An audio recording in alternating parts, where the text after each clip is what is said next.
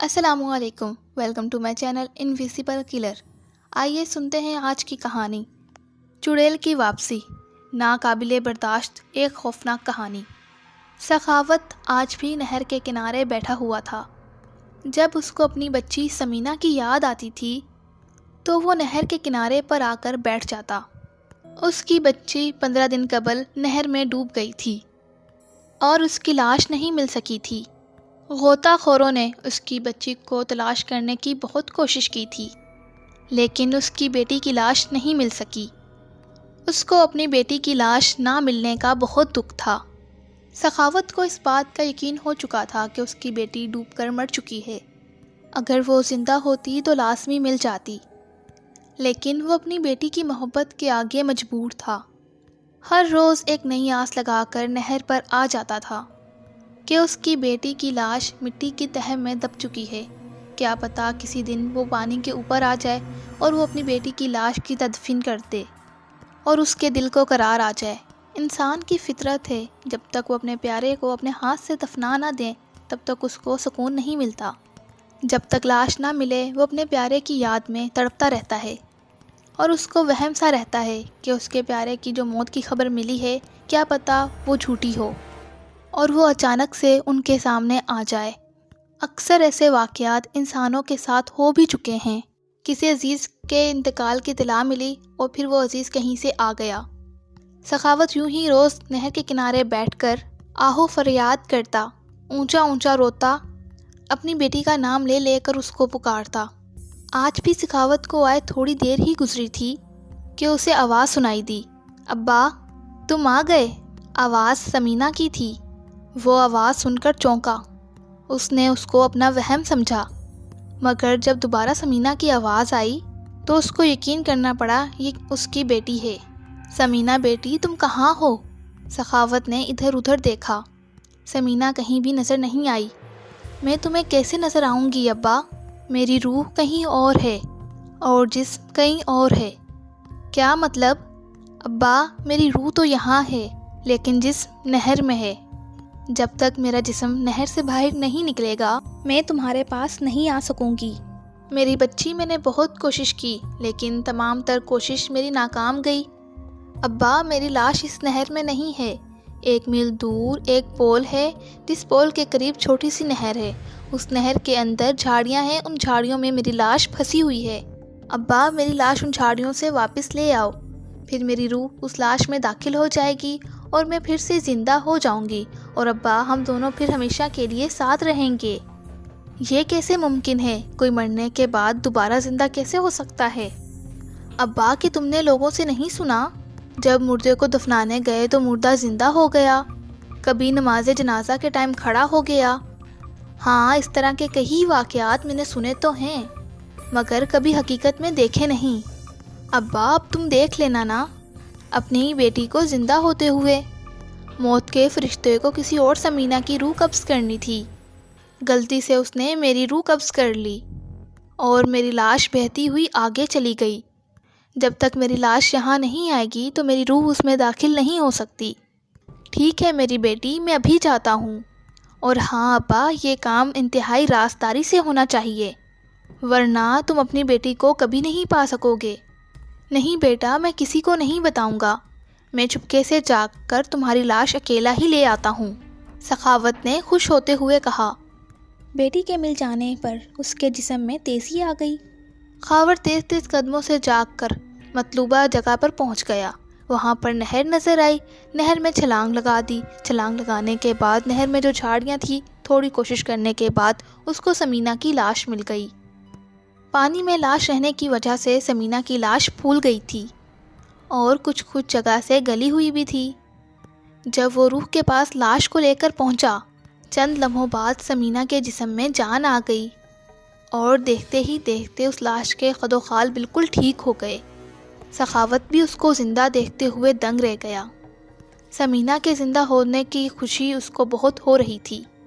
گاؤں کے لوگ بھی سمینہ کو دیکھ کر دنگ رہ گئے اور انہیں سمینہ کی روح قبض کیے جانے اور واپسی زندہ ہو جانے والی بات پر یقین آ گیا، کیونکہ انہوں نے ایسے واقعات پہلے بھی سن رکھے تھے۔ 2 ہفتے گزر گئے، سمینہ کی طبیعت بہتر رہی لیکن آہستہ آہستہ وہ کمزور سی لگنے لگی۔ بظاہر تو اسے کوئی بھی بیماری نہیں تھی، پھر بھی وہ دن بدن کمزور ہوتی جا رہی تھی۔ ایک دن سخاوت نے پوچھا، سمینہ بیٹی تم بہت کمزور ہو گئی ہو، میں سوچ رہا ہوں تمہیں شہر لے کر جاؤں اور تمہارا علاج کرواؤں۔ ابا میں بالکل ٹھیک ہوں۔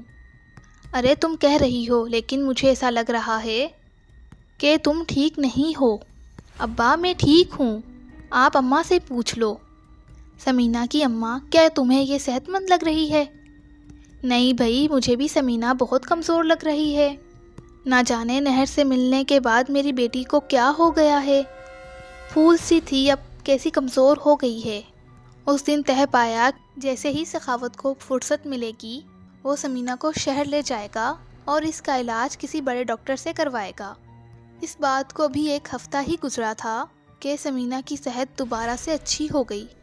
مکمل طور پر وہ پہلے کی طرح صحت مند ہو چکی تھی۔ اس کو صحت مند دیکھ کر سخاوت نے اس کو شہر لے جانے کا منصوبہ کینسل کر دیا۔ گاؤں میں قبرستان سے مردے نکال کر کھانے کا واقعہ مشہور ہو گیا تھا۔ اس خبر نے گاؤں والوں کو پریشانی میں ڈال دیا۔ گاؤں میں اس سے قبل بھی اس طرح کے واقعات ہوتے رہے تھے، لیکن گاؤں والوں نے اس کا سراغ لگایا تھا، اور جب انہیں پتہ چلا کہ ایک چڑیل مردے نکال کر قبرستان سے کھاتی ہے تو اس نے ان چڑیل کو پکڑ کر مولوی صاحب کے پاس لے کر گئے۔ مولوی صاحب نے اس چڑیل کو زندہ جلا دینے کا حکم دیا۔ جب اس کو زندہ جلا دیا گیا تو اس چڑیل نے کہا کہ میں واپسی اس گاؤں کا رخ کروں گی، اور اس نے غصے میں کہا کہ میں اس بات کا تم لوگوں سے بہت زبردست انتقام لوں گی۔ اے چڑیل، تو ہمیں بیوقوف نہ بنا، ہمیں پتہ ہے تمہیں جلا دینے کے بعد تم یہاں سے چلی جاؤ گی۔ اس پھول میں مت رہنا کہ میں جل کر خاک ہو جاؤں گی۔ میں اس گاؤں میں پھر آؤں گی اور اپنے جلائے جانے کا انتقام گاؤں والوں سے ضرور لوں گی۔ گاؤں کے لوگوں نے چڑیل کی بات کو سنی انسنی کر دیا اور اسے آگ میں جلا دیا اور اس کی راکھ کو اسی نہر کے پانی میں بہا دیا۔ گاؤں کے لوگوں کو چڑیل کے جل جانے والی وہ بات یاد آ گئی۔ اس نے کہا تھا کہ میں گاؤں والوں سے انتقام لینے ایک بار پھر آؤں گی، لہٰذا وہ اب دوبارہ آ گئی ہے۔ انتقام میں جلنے والی چڑیل کچھ بھی کر سکتی تھی۔ قبرستان میں پہرا دیا جانے لگا۔ پہرا دینے کی وجہ سے چڑیل نے قبرستان کا رخ کرنا بند کر دیا۔ ایک دن گاؤں میں ایک چھوٹی سی بچی کی لاش کھیتوں میں ملی، جس کے جسم کے مختلف حصوں سے گوشت کھایا ہوا تھا، اور اس کے جسم میں برائے نام بھی خون موجود نہیں تھا، جیسے کسی نے اس بچی کے جسم سے خون نچوڑ لیا ہو۔ اس واقعے کے بعد ایک ہفتے میں کئی واقعات ہوئے، جس کی وجہ سے لوگوں نے اپنی بچیوں کو باہر اکیلے جانے سے منع کر دیا، اور ان بچیوں کو ہلاک کر دینے والے کی خفیہ طور پر نگرانی کی جانے لگی۔ سخاوت نے یہ جب خبر سنی تو اس نے اپنی بیٹی سمینہ کو سختی سے منع کر دیا کہ وہ باہر نہ جائے۔ اس نے بھی ابا کو پکا یقین دلایا کہ وہ اکیلی باہر نہیں جائے گی۔ اس کی یقین کی کہانی پر سخاوت کو یقین آ گیا۔ ایک دن جب سخاوت کھیتوں میں جانے کے لیے گھر سے نکلا تو اس کو راستے میں سمینہ مل گئی، اور وہ بھاگتی ہوئی گھر کی طرف ہی جا رہی تھی۔ کیا بات ہے سمینہ بیٹی، اتنی تیز کیوں دوڑ رہی ہو؟ ابا، میری اور میری سہیلی میں دوڑ لگی ہے کہ پہلے کون گھر پہنچتا ہے۔ ابا، میں کچھ دیر یہاں اور رک گئی تو میری دوست فرکندا یہ کھیل جیت جائے گی۔ یہ کہتے ہوئے وہ دوڑ کر گھر کی طرف روانہ ہو گئی۔ سخاوت مسکرانے لگا۔ وہ کھیت کی طرف آگے بڑھا۔ کچھ دور چلنے پر اسے چند نوجوان نظر آئے جن کے ہاتھوں میں ڈنڈے تھے۔ وہ بہت غصے میں نظر آ رہے تھے۔ کیوں بھائی، خیریت تو ہے؟ آج اس چڑیل کو ہم نے رنگے ہاتھوں پکڑ لیا تھا جب وہ ایک لڑکی کے روپ میں ایک چھوٹی سی بچی کو کھیتوں کی طرف لے کر جا رہی تھی۔ پھر کیا ہوا؟ وہ ہمیں اپنی جانب بڑھتا ہوا دیکھ کر کھیتوں کی طرف فرار ہو گئی۔ ہم اس کے پیچھے بھاگے۔ وہ اس طرف گئی ہے جہاں سے تم آ رہے ہو۔ میں نے راستے میں تو کسی بھی چڑیل کو نہیں دیکھا۔ اس کا مطلب ہے وہ چکما دے کر کسی اور طرف نکل گئی ہے۔ خیر، وہ ہم سے بچ کر کہاں جائے گی، ایک نہ ایک دن تو ہاتھ ضرور آئے گی۔ نوجوان مایوس ہو کر اپنے ہاتھوں میں ڈنڈے لیے اپنے گھروں کو روانہ ہو گئے۔ آور نے دل میں اللہ کا شکر ادا کیا کہ شکر ہے اس کی بیٹی بچ گئی۔ کیا ہو جاتا اگر وہ میری بیٹی کو اپنا شکار بنا لیتی۔ شام کو جب سخاوت نے سمینہ کو یہ سب کچھ بتایا، جہاں سے وہ دوڑتی ہوئی آ رہی تھی، وہاں پر ایک چڑیل نے ایک چھوٹی سی بچی کو اپنا شکار بنانے کی کوشش کی۔ سمینہ حیران ہو گئی اور اپنے ابا کو کہنے لگی، ہاں ابا، ہم دونوں سہیلیوں نے بھی ایک بچی کی چیخ سنی تھی، لیکن ہم نے اس جانب دھیان ہی نہیں دیا۔ اچھا ہوا بیٹی تم نے اس طرف دھیان نہیں دیا، ورنہ وہ اس بچی کو چھوڑ کر تمہیں شکار بنا سکتی تھی۔ گاؤں کے لوگ چڑیل کی تلاش میں تھے، مگر وہ ان کے ہاتھ نہیں آ رہی تھی۔ وہ گاؤں کی کافی چھوٹی بچیوں کو اپنا شکار بنا چکی تھی۔ سخاوت ایک دن کھیت سے گزر رہا تھا۔ اس نے کسی بچی کی چیخ سنی۔ وہ فوراً چیخ کی طرف بھاگا۔ ایک چھوٹی سی بچی پر ایک لڑکی جھکی ہوئی تھی۔ اس نے جب پلٹ کر دیکھا تو وہ اور کوئی نہیں، اس کی بیٹی سمینا تھی۔ اس کا منہ خون سے بھرا ہوا تھا۔ سمینا کو اس حالت میں دیکھ کر سخاوت کو چکر آ گئے۔ اس کے وہم و گمان میں بھی نہیں تھا کہ اس کی اپنی بیٹی ایک چڑیل کا روپ دھاڑ لے گی۔ یہ سب کیا ہے سمینا؟ آج اگر یہ راز کھل ہی گیا ہے تو آپ کان کھول کر سن لیں کہ میں تیری بیٹی سمینا نہیں ہوں۔ میں وہی چڑیل ہوں جس کو گاؤں والوں نے کچھ طویل عرصہ پہلے جلا دیا تھا اور میری راکھ کو اس نہر میں ڈال دیا تھا جس میں تیری بیٹی ڈوب کر مری تھی، اور مجھے پھر اپنا انتقام لینے کے لیے ایک جسم چاہیے تھا، اور مجھے ایسے انسان کی تلاش تھی جو اپنی مرضی سے اپنی بیٹی یا اپنی بچی کا جسم دے دے، اور پھر میں نے ایک منصوبے کے تحت تم سے تمہاری بیٹی کا جسم منگوایا، اور پھر میں نے اپنی جان اس مردہ جسم میں ڈال دی۔ سخاوت اس کی بات سن کر چکرا گیا۔ جس نے اس کو اپنی بیٹی بنا کر رکھا وہی چڑیل نکلی۔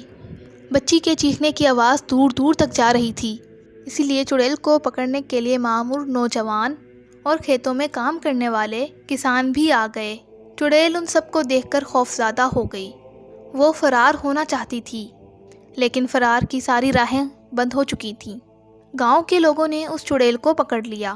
جس بچی کو چڑیل نے اپنا شکار بنایا تھا وہ بھی زندہ اور زخمی حالت میں تھی۔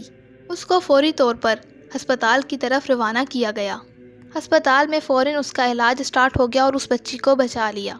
چڑیل کو پھر سے امام صاحب کے پاس پیش کر دیا گیا، تو امام صاحب نے اس چڑیل کا اس طرح سے خاتمہ کیا کہ وہ واپسی کسی کا بھی جسم لے کر دوبارہ اس گاؤں میں نہیں آ سکتی۔